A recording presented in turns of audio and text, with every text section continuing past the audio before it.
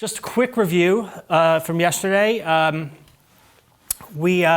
So we went through a process and deconstructed the process of just kind of like the elements of getting a good guitar sound. And we went through a selection of guitars, and for our demonstration today, we said, okay, well, we have a guitar. So we selected a guitar, which is Ben's signature ESP guitar.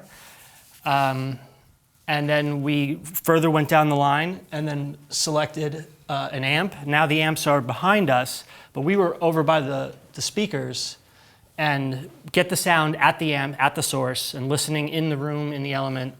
So we did that, went through a process by using the same cabinet and as a control, and then going through each head and picking the right one, and then taking that head, say, we decided on this head, which we decided on the Mesa single rectifier, and then from that, selected a cabinet, using the head as a control, keeping that constant, and then we went through and figured out which was the best sounding head, best sounding cabinet. We've selected the orange 2x12 over there. And then having that constant, I went through the selection of microphones I had to review again. I have, it's actually on the cabinet. I'm standing up here. AKG 414, that's on the cabinet. There's an SM57, Shure SM57. There's also a Sennheiser 421 over there on the stand. And underneath, I'm gonna just go over here really quick and show it. Hiding underneath the blue cover is an NOS active ribbon microphone. So we went through each choice, and then I think, Nick, you said, all right, I think the 414. So we're gonna start with the 414 today. So we said, okay, that's the best one. And so we went through in each process and locked in each choice along the way and said, okay, so we have a basic starting thing. So quick roadmap of today is, now we selected our mic. Now we're gonna get into mic positioning. And I went through and I showed a few diagrams, and I'm gonna bring them up again. I showed a diagram of different miking techniques, and we're going to go through a few of them. But based on, we're going to start with the first one with a single mic, and we selected the 414, and we're going to position the mic, and the positioning is very, very important. So we're going to position the mics to dial in our tones, and after that, then we'll actually get into tracking, and actually just certain techniques that you can alter and that I usually do when I'm working with the player and working in the studio to change the sound or alter the sound or make little adjustments along the way as they're playing to affect the actual tone that's coming out of the amp, because I stated yesterday the tone is in your hands, and it's a big thing, and we'll get into that. And then we'll deal with punching in. Punching in is the process of dropping in into a previously recorded segment, for those of you who don't know. I like to go for a full take and go for a live feel. But obviously, sometimes you need to go back and adjust things and punch in and fix things. Then we'll get into some editing as well. I'm not a big editor.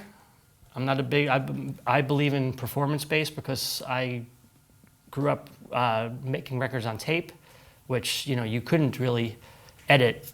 You can edit the multi-track because you're literally slicing the tape, but you couldn't just take it then on a multi-track situation. You couldn't take just the guitar and move the guitar around. So here nowadays with any DAW, you can do that. And it's great and it's wonderful, but I try to stay away from that as much as possible, because I try to keep it as organic as possible. But we will get into editing and to show people how to do it, and more on the editing side of things, more to get it to be, again, using your ears and using your instinct, as opposed to looking at a screen and just moving something because this is perfect, and this is, there's no such thing as perfect, and too perfect is never a good thing, in my opinion.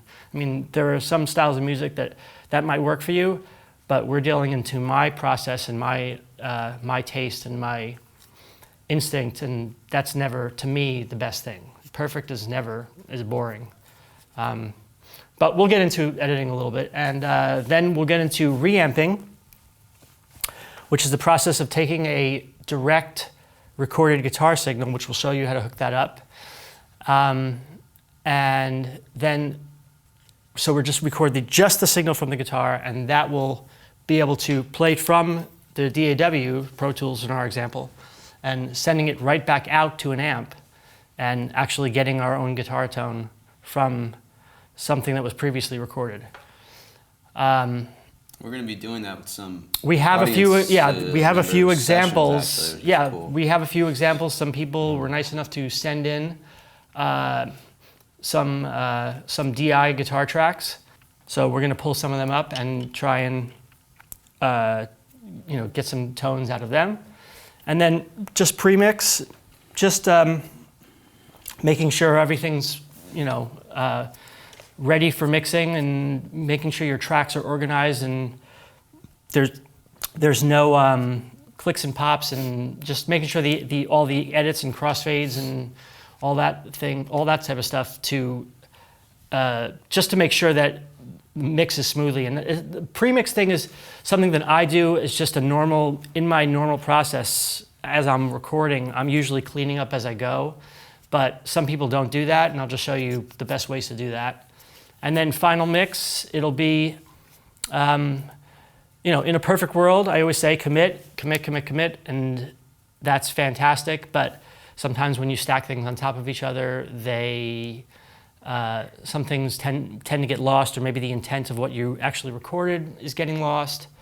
And you might need to do a few different things with EQ, compression, maybe some effects, reverb, whatever, just to make the guitar have the original intent that you tried to capture when you first recorded.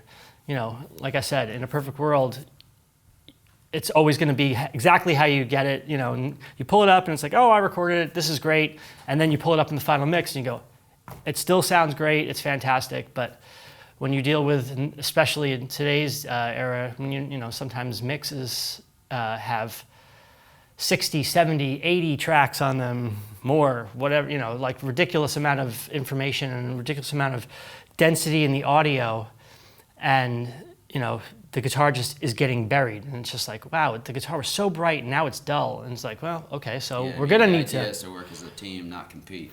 Right, as exactly. As far as all your tracks, so. Right, and you're trying to, and again, we talked about this yesterday, that you want a huge guitar. A lot of, especially in metal, it's like, wow, I want this huge guitar sound, a wall of guitars, and it's like, okay, but sometimes it's the whole is greater than the sum of the parts.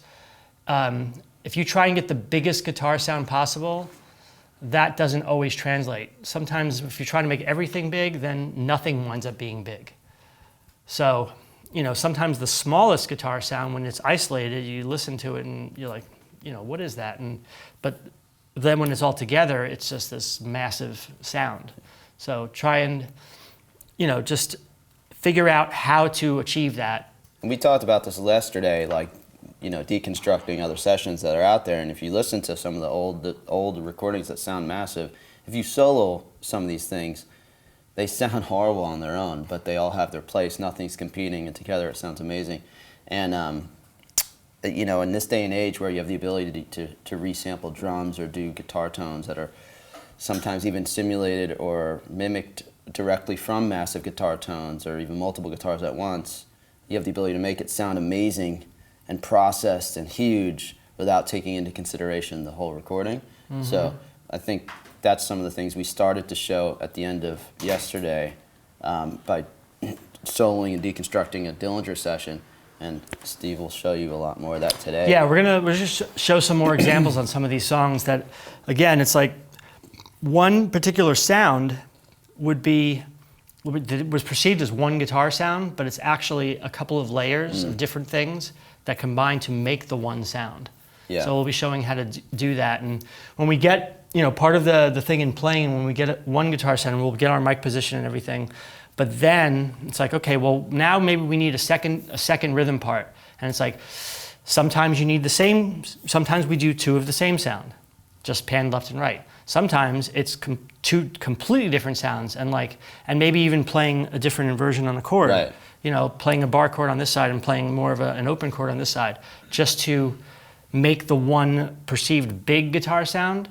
And you know, sometimes the two sounds together, sometimes the two same sounds huge and sounds great. And then sometimes well, maybe we should try a different guitar, a brighter guitar, a darker guitar, you know, a semi-hollow guitar, Yeah. a solid and body as you guitar. said yesterday, it's about chess games, about thinking 5-10 moves ahead. And some of the questions from the internet audience were really good. They were asking about, you know, what are the best guitar simulators and things like that. And it made me think about the fact, especially watching Steve move mics around and explain phase and different amps and mic positions, that it's not necessarily about what's the best, it's about thinking of everything as frequency ranges. Yeah. So when you're moving a microphone, you're EQing the guitar tone. Yeah, when you're absolutely. choosing an amp, you're EQing the guitar tone. When you're choosing a guitar, you're EQing the guitar tone. So what frequency range are you trying to fill so that nothing's competing and so that the whole is greater than, you know, the sum of its parts? I mean, a lot of it's too, frequency-wise, you know, you almost think of it, especially when we're dealing in the mix, that, you know, again, ideally you want those tones are all right, but then sometimes there's holes when it's all together, and in the final mix, you got to think of almost like a jigsaw puzzle that, you know, okay, well, this is a little, you know, the guitars are great, but when you put the bass in, it's too muddy. So it's what do? You need to do something and filter out, you know, the bottom end of the guitars to make them fit with the bass, or, you know, with a guitar solo. Okay, it's okay, well, the guitar solo, you know, usually is in a certain frequency range because it's just usually single notes, and it's you know, you're trying to get it to kind of poke through. So it's well, then do you carve out a little notch in the EQ to make the guitar solo sit inside the rhythm guitar so it's not competing, so there's not a big buildup of frequencies, and I'll show a little bit about that. So yeah, that's the roadmap of today. Those are our 4 segments, and they're kind of, some of them will kind of be blending into each other, and I'll be jumping forward and back a little bit.